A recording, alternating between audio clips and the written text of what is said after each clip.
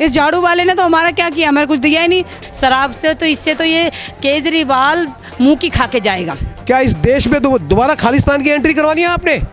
ऐसे लोगों को बिल्कुल यहाँ से बुरी तरह से भगाना होगा हमारे को, और यहाँ पे किसी विधायक को नहीं चुना होगा। और मैं आपको इस चीज़ की गारंटी दे रहा हूँ कि नेक्स्ट विधानसभा के जो चुनाव होंगे उनमें ये जो आम आदमी की सरकार जो है इनका सुपड़ा साफ करेगी बीजेपी। तो ये जो बदतमीजी का ठेका है ये केजरीवाल जी के पास है। दिल्ली बीजेपी एक बार फिर से दमखम के साथ में राजेंद्र नगर विधानसभा चुनाव में जुट चुकी है और इस बार राजेंद्र नगर विधानसभा से राजेश भाटिया प्रत्याशी के तौर पे उतरे हैं। कितनी मजबूती से वो इस चुनाव को लड़ रहे हैं, इस सब पर बात करने के लिए हमारे साथ में पार्षद छैल बिहारी जी हैं। सर, सबसे पहले तो स्वागत है आपका, और हम आपसे जानना चाहेंगे क्या तैयारियां हैं इस बार, क्या मुद्दे हैं आपको जब जनता के बीच में आप वोट मांगने जा रहे हैं? देखिए, सबसे मुख्य बिंदु जो है यहाँ पे पानी की बड़ी गंभीर समस्या है। लोग पानी के लिए तरस रहे हैं। राघव चड्ढा जी दिल्ली जल बोर्ड के वाइस चेयरमैन रहे पूरे 2.5 साल, लेकिन उन्होंने 2.5 दिन भी नहीं दिया इस काम के लिए, और यहाँ की जनता पानी से बहुत त्रस्त है। कहीं जगह जगह थोड़ा बहुत आता भी है तो गंदा पानी आ रहा है, पीने लायक पानी नहीं है। आप जाके क्षेत्र में देख सकते हैं। नंबर 2 इस तरह सीवर की समस्या बड़ी गंभीर है। सीवर चौक हो रखे हैं, सीवरों की सफाई नहीं होती, और जो पुरानी सीवर लाइन डली हुई थी, आबादी उसी हिसाब से बढ़ गई है, लेकिन सीवर लाइन दोबारा नहीं डाली गई, ना मोटे पाइप डाले गए। इसी प्रकार से जो ये उम्मीदवार आए हैं ये करावल नगर से आए हैं। यहाँ के राजेंद्र नगर के जो निवासी हैं वो इस बात से बड़े दुखी हैं, पीड़ित हैं कि भाई आप बाहर से लेके आ रहे हो, आप स्थानीय यहाँ का जो यहाँ पे निवास करता हो, जिसको सुख दुख में हमारा साथी बने, ऐसा उम्मीदवार होना चाहिए। तो यहाँ लोगों के अंदर बड़ा रोष है, और मुझे पूरी विश्वास और उम्मीद है कि भारतीय जनता पार्टी के हमारे राजेश भाटिया जी जो उम्मीदवार हैं भारी बहुमत से जीतेंगे। आपको लगता है कि जिस तरीके से बीजेपी जो है एक मुद्दा आप लोगों के सामने शराब का आया, आपने उसको अच्छे तरीके से वो वोट में तब्दील हो पाएगा कि नहीं हो पाएगा? आपने उसका जो है समर्थन नहीं किया, उसके लिए एक पोल खोल अभियान भी आप लोगों ने चलाया कई बार। क्या लगता है वो वोट में तब्दील हो पाएगा इस बार? देखिए, 100% लोग इस बात के हमारे साथ हैं। हमने शराब के ठेके बंद कराए। सबसे पहले पूरी दिल्ली के अंदर मैंने शराब का ठेका अपने नारायणा वार्ड के अंदर बंद कराया, जो ए ब्लॉक कॉम्प्लेक्स में हुआ करता था। सबसे पहले पूरी दिल्ली में बंद कराया। तो भारतीय जनता पार्टी इसके बिल्कुल विरोध में है, और निश्चित तौर पे जनता भी हमारा समर्थन कर रही है, और आने वाले समय में आपको 23 तारीख को इसका रिजल्ट नज़र आ जाएगा। हमारे साथ खास तौर से महिलाएं, पुरुष भी हैं, महिलाएं, हमारी माताएं बहनें बहुत विशेष रूप से इसके साथ हैं हमारे। आपके इस वार्ड में जब रिपोर्टिंग कर रहा हूँ तो इसमें सबसे बड़ी समस्या है कि पेंशन भी लोगों को नहीं मिल रहा है। आपको क्या लगता है कि ये सारी समस्याएं, ये मुद्दे जो है इस बार आम आदमी पार्टी को कमज़ोर करेंगे या क्या होगा? बिल्कुल कमज़ोर करेंगे। जो केजरीवाल जी सपने दिखाते हैं, जो पेरिस बनाने की सपने दिखाते हैं, माताओं बहनों की बातें करते हैं, बुजुर्गों की बातें करते हैं, वो पेंशन नहीं दे पा रहे। अब पेंशन क्यों नहीं दे पा रहे? क्योंकि उनकी नीयत साफ़ नहीं है, वो काम ही नहीं करना चाहते, वो चाहते ही नहीं हैं। वो तो सिर्फ चुनावों के अंदर अपने झूठे वादे करते हैं और वादों से मुकर जाते हैं, बाद में फिर भूल जाते हैं। तो निश्चित तौर पर पेंशन का भी बड़ा गंभीर मुद्दा है। हमारे बुजुर्ग सारे परेशान हैं। ठीक है, जिस तरीके से आम आदमी पार्टी केजरीवाल हमेशा से कह रहा है कि हमने फ्री पानी, बिजली, डीटीसी में महिलाएं मुफ्त यात्रा कर पा रही हैं तो केजरीवाल सरकार की वजह से, आपको लगता है कि क्या ये चीज़ें रियल में हो पा रही हैं या फिर वादे हवाई हैं? ये सिर्फ हवाई वादे हैं, सिर्फ कोरे वादे। एक भी वादा उन्होंने पूरा नहीं निभाया। उन्होंने अस्पताल खोलने की बातें करी, कोई अस्पताल नहीं खोला। फ्लाईओवर, कोई फ्लाईओवर नहीं बनाया। स्कूल खोले, कोई स्कूल नहीं बनाया। ये सब कोरे वादे हैं। स्थानीय स्तर की भी समस्याएं हैं, और जो दिल्ली स्तर की समस्याएं, वो कहीं किसी भी लेवल पर कुछ नहीं कर पाए। सिर्फ वादे के वादे रह गए, और वो लोगों को सिर्फ बेवकूफ़ बनाने वाला काम करते हैं। लेकिन दिल्ली की जनता बड़ी समझदार है, राजेंद्र नगर विधानसभा की बड़ी जनता बड़ी समझदार है।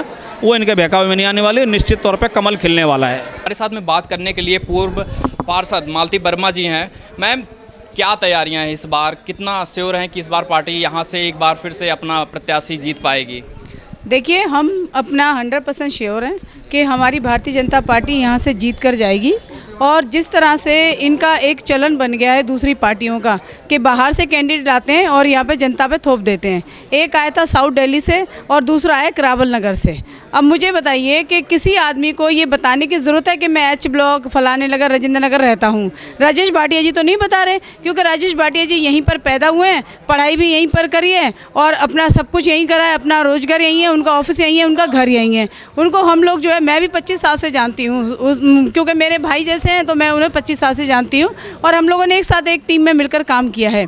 मैं उनके साथ, वो जिला अध्यक्ष थे तो मैं उनकी टीम की मेंबर थी, तो हम लोग एक साथ काम करते रहे। एक ऐसा कार्यकर्ता भारतीय जनता पार्टी ने चुना है, क्योंकि टिकट तो एक ही होता है, एक ही को मिलता है, लेकिन हमें बहुत बढ़िया खुशी है कि राजेश भाटिया जी हमारे कैंडिडेट बनकर आए हैं और आज उनको जो समर्थन मिल रहा है लोगों का, लोग बढ़ चढ़ के, लोग औरतें घर से आके उनको अपनी परेशानियां बता रही हैं और वो चाहती हैं कि दिल से चाहती हैं, वो कहती है भाई साहब हम आपके साथ हैं। इस झाड़ू वाले ने तो हमारा क्या किया, हमें कुछ दिया ही नहीं। पानी देखो जी, पानी जो जल बोर्ड का चेयरमैन होते हुए पानी सीवर का आ रहा है। अभी हम पद यात्रा करके आए, लोग बोतलें ले लेके खड़े हैं और पीछे अभी ये झाड़ू वाला जो अंदर गया था तो उसको वहाँ से भगा दिया गया था। तो आप ये देखिए ना, एक ऐसी छवि का इंसान जो 2 बार इलेक्शन हार चुका है, 2 या 3 बार हार चुका है, जो कभी कहीं जाता है कभी कहीं जाता है। उसने जो नॉमिनेशन में भी भरा हुआ है तो एड्रेस करावल नगर का है और दूसरी बात वहाँ पर जो उसने अपनी कमाई भी दिखाई तो 10,000 महीने की कमाई दिखाई है।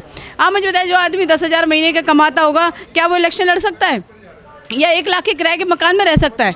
राजेंद्र नगर में जिसके मकान में रहता है वहाँ पर उसने किराए पे मकान लिया और 1 महीने से लिया है, तो वो 1 महीने से यहाँ पर घूम रहे हैं। तो आज आपका सवाल भी कहीं ना कहीं होगा कि 1 महीने से ये तो प्रचार कर रहे हैं, क्योंकि वो कैंडिडेट उन्हें तो ये कि आम आदमी को तो ये वो हिटलर है अपने केजरीवाल जी, वो तो थोप देते हैं जनता के ऊपर। क्या उन्हें एक भी कार्यकर्ता ऐसा नहीं मिला कि राजेंद्र नगर में कि जो विधायक बनने लायक हो?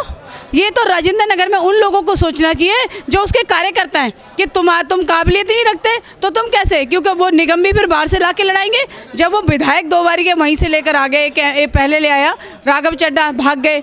अब ये जो करावल नगर से आए ये भी भागेंगे, क्योंकि ये तो तय है जब वो रहता वहाँ पर है तो जाहिर सी बात है वो क्यों आएगा। उसे पता है यहाँ के लोग मुझे वोट दे देंगे, जिता देंगे, मैं जाके अपने घर बैठूँ, मुझे ज़रूरत क्या काम करने की। ठीक है, आपसे अगला सवाल है कि जब इस बार आप लोग वोट मांगने जा रहे हैं जनता के बीच में, तो क्या क्या आपके मुद्दे हैं जिस पे आपको जनता चुनेगी? आप बता रहे हैं जनता को कि इस आधार पर हमको चुनिए इस बार। देखिए, हमारा यहाँ पर 3 बार का विधायक रहे पूरन चंद योगी जी, आज वो स्वर्ग में, ठीक है जी। आज हमारे से किसी कारणवश हमारी सीट जो है हमारी चली गई थी, क्योंकि उनकी उस समय डेथ हो गई थी इलेक्शन लड़ते लड़ते। उनकी ही देन है नारायण गांव को पानी, जो पानी उनकी देन है। आज लोग ये कहते हैं अगर पूरन चंद योगी नहीं होता, रात रात गलियों में घूम घूम के हर घर को उन्होंने पानी दिया है। उन्होंने पूरा सीवर लाइन उनकी देन है, विकास पूरा उनकी देन है, कोई ऐसा काम नहीं है जो उन्होंने नहीं किया है। ऐसे विधायक हमारे रहे तो आज हम वो मुद्दे भी हमारे हैं और मोदी जी ने जो काम किए हैं वो मुद्दे भी हमारे हैं, हमारे निगम के चुने हुए व्यक्तियों ने काम किए वो मुद्दे भी हमारे हैं। तो हमारे पास कामों की कोई कमी नहीं है, काम हमारे पास है। मैं निगम पार्षद रही हूँ, मेरे बाद भाई प्रमोद जी रहे, अभी छैल बिहारी जी, हम 3 निगम पार्षद हैं। आप गली गली जाके देखिए, हमारा नाम लोग लेते हैं कि हाँ जी उनके टाइम पे काम हुए, हमारा कोई काम नहीं रुका है। ये मेरी बहनें खड़ी हैं, ये आज घर घर जा रही हैं, लोगों से वोट मांग रही हैं, हमें महिलाओं का समर्थन मिल रहा है। तो ये बताइए ना कि ये सबसे बड़ा मुद्दा है हमारे पास कि हम जो है हम सच्चाई की लड़ाई लड़ते हैं। हम ये नहीं हवाई नेता नहीं है कि हम आपको छोड़ के भाग जाएंगे। लेकिन अगर स्लम से बात की जाए, मैं आपसे बताऊं कि स्लम में देखा जा रहा है कि कहीं ना कहीं जो है स्लम जो है आपसे नाराज़ थोड़ा सा चल रहा है। कैसे सुधारने का क्या प्रयास चल रहा है आप लोगों की तरफ से?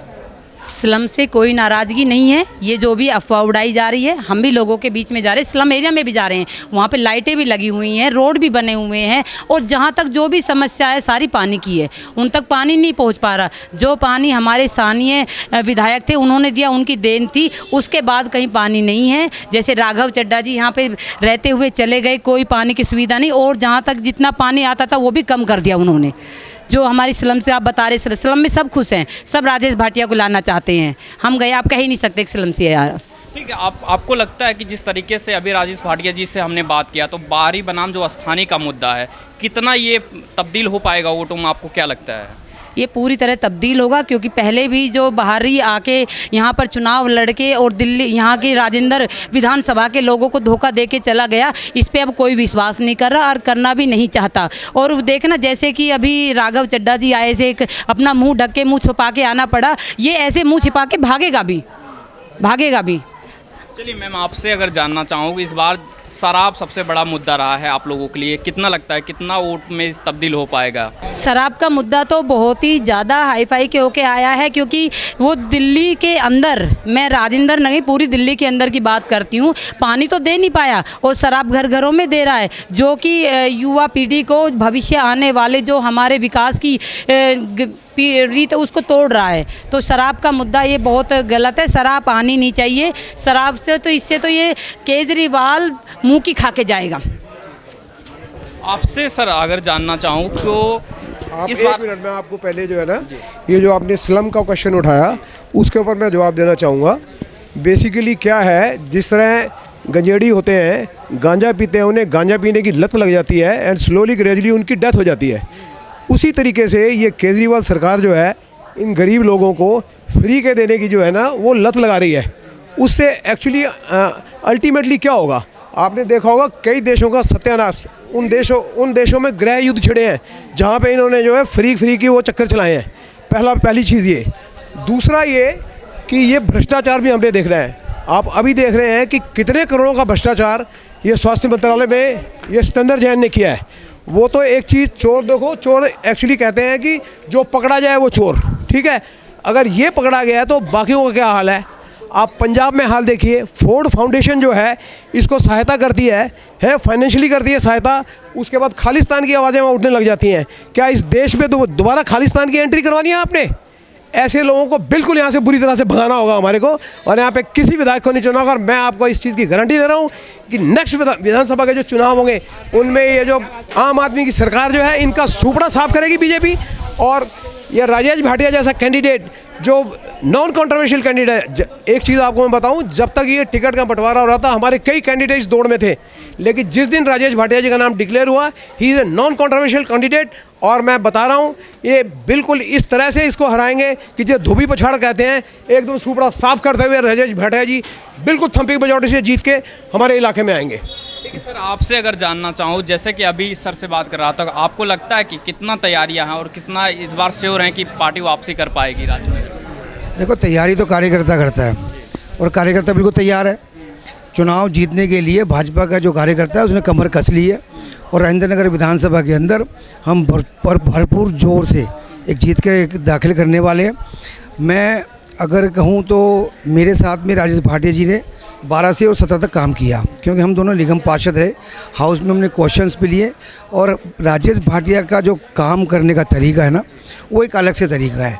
कार्यकर्ताओं की पीड़ा वो समझ सकते हैं, वो आम जनता की पीड़ा समझ सकते हैं।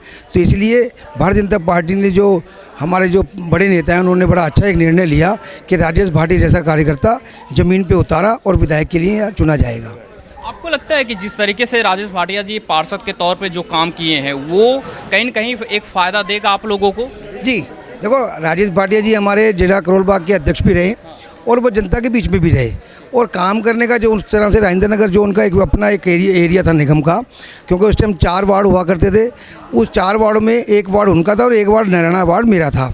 तो काम करने की उन्होंने एक भरपूर, जो जिस तरह से कहते हैं कि झड़ी लगाई थी, तो अपने एरिया में काम करके बहुत अच्छे अच्छे काम दिखाए उन्होंने। मैं आपको एग्जाम्पल दे दूँ कि उनके यहाँ पर एक पार्क है जिसमें मार्शल लगाए थे। उस पार्क के अंदर मार्शल लगाने का मतलब होता है कि जो महिलाएँ अपना आपको अकेलापन समझती हैं, उनके साथ में उनको सपोर्ट करना मार्शलों का, वो राजेश जी ने उनको वो सपोर्ट दी थी। तो ऐसा मैं ये समझता हूँ कि जो हमारे भारतीय जनता पार्टी के जो कार्यकर्ता जो आज मतलब उन्होंने कमर कसी है, उनको जिता के लाएंगे और जनता अपने आप को बहुत अच्छा महसूस करेगी कि हम किसी अच्छे आदमी को लेके आए। आपके कई इंद्रपुरी इलाके में गए, मैम आपसे जानना चाहूँगा, महिला सुरक्षा को लेकर वहाँ पे लोग बात कर रहे थे, आए दिन चोरी हो रही है या बहुत बदतमीजी हो रही है, उस पर आपको क्या कहना है? देखिए, उस पर मुझे ये कहना है कि जो अभी आपने दारू वाली बात कही है कि एक के साथ एक फ्री, अभी हम भी ना जब नॉमिनेशन भरने गए थे तो वहाँ पे आपने देखी होगी कि वहाँ पे झुग्गियाँ हैं थोड़ी सी उस चौराहे पे। हम उन महिलाओं से बात कर रहे थे, मैं कह आप लोग क्या चाहते हो? कह रहे जी हम सबसे पहले तो चाहते हैं कि इस दारू को बंद करो, क्योंकि ये जो एक के साथ एक फ्री दिए, कह रही मेरा आदमी दारू नहीं पीता था लेकिन अब मेरा आदमी दारू पीने लग गया है क्योंकि उसको फ्री की मिल रही है। तो जब तक ये फ्री वाला जो फंडा इन्होंने चला रखा है, ये फ्री के फंडे को जब तक हम ख़त्म नहीं करेंगे तब तक चोरी चकारी और डकैती और ये जो इस तरह के जो अभद्र व्यवहार हो रहे हैं, क्योंकि आदमी को नशे में नहीं पता वो क्या बोल रहा है, कहाँ बदतमीजी कर रहा है, किसके साथ बदतमीजी कर रहा है। तो ये जो बदतमीजी का ठेका है ये केजरीवाल जी के पास है। उनको ये दारू जो है, क्योंकि उसे पता है रेवेन्यू सबसे ज़्यादा दारू से ही आता है, तभी उसने एक के साथ एक फ्री करी है। मैंने देखा दारू के लिए लोगों ने कोरोना में जब दारू उसने खोली, आपने देखा सबसे ज़्यादा लेबर क्लास के लोग उस दारू की दुकान में लगे हुए थे। कोरोना में तो वो उतरे नहीं सड़क पे, दारू के लिए उन्होंने ठेके खोल दिए। कोरोना में तो भारतीय जनता पार्टी थी जो घर घर जा रही थी, हमारे कार्यकर्ता सड़कों पर उतरे हुए थे, काम अपने कार्यकर्ताओं को, लोगों को घरों घरों खाना पहुंचाया, राशन पहुंचाया, दवाइयां पहुंचाई, किसी भी चीज़ की हमने कमी नहीं छोड़ी। हमारी बहन मीनाक्षी लेखी खुद रोड पे उतरी हुई थी एमपी होकर, हमारी एमपी ने इतना काम किया, ट्रक के ट्रक एरिया में बांटे हैं खाने के। तो मुझे बताइए ना, उन केजरीवाल से पूछो कि फ्री देने का आपको अधिकार किसने दिया? देना है ना फ्री, अपनी जेब से दो फ्री, क्यों नहीं देते अपने घर से फ्री? एक सवाल हमारा आपसे रहेगा कि एमसीडी जो है अभी पिछले दिनों अतिक्रमण जिस तरीके से किया, कई घरों को तोड़ा गया, कई जो है दुकानों को हटाया गया, क्या लगता है उससे जनता जो नाराज़ है उसको कैसे मना पाएंगे, या फिर क्या लगता है वो जो है आपको वोट देंगे? ऐसा है भैया, पहली बात तो एमसीडी ने ना कोई दुकान नहीं तोड़ी, किसी का मकान नहीं तोड़ा, ठीक है जी।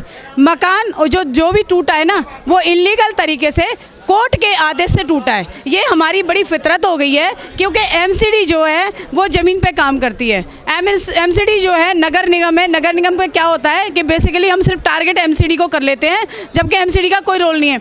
अगर कोर्ट आदेश देगा तो उसमें एमसीडी क्या दिल्ली सरकार क्या या केंद्र सरकार का करेगी क्या? उसे तो फॉलो करना है ना, क्योंकि अगर यही नहीं करेंगे तो नौकरी तो उनकी भी जाएगी ना। तो ये जो आदेश हुए हैं, जितने भी अगर बुलडोजर चला है, ये सारा का सारा कोर्ट के आदेश से चला है। इसलिए ये सोचने की ज़रूरत नहीं है कि आप क्या कर रहे हो क्या नहीं कर रहे हो। आप ये सोचो कि जो स्थानीय मुद्दे हैं, जो स्थानीय लोग हैं, आप उनकी ज़रूरत को समझो कि वो क्या चाहते हैं क्या नहीं चाहते। वो नहीं चाहते दारू, वो फ्री में भी नहीं चाहते हैं।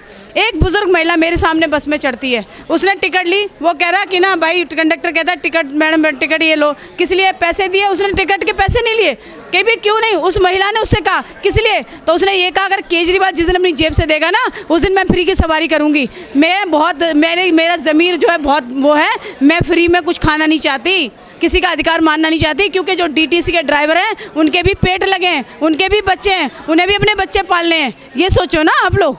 तो ये जो है ये फ्री का जो केजरीवाल है, इसको बोलो जो देना फिर अपने घर से दे। आप देख रहे थे कि लगातार बीजेपी अपनी पदयात्रा शुरू किए हुए है राजेंद्र नगर में, और क्या इस बार कमल जो है एक बार राजेंद्र नगर में फिर से वापसी कर पाएगी कि नहीं, इसको देखने के लिए बने रहे नेशनल लाइव के साथ। कैमरे के पीछे हमारे सहयोगी रोहित जोशी, मैं शिवशंकर उपाध्याय, धन्यवाद।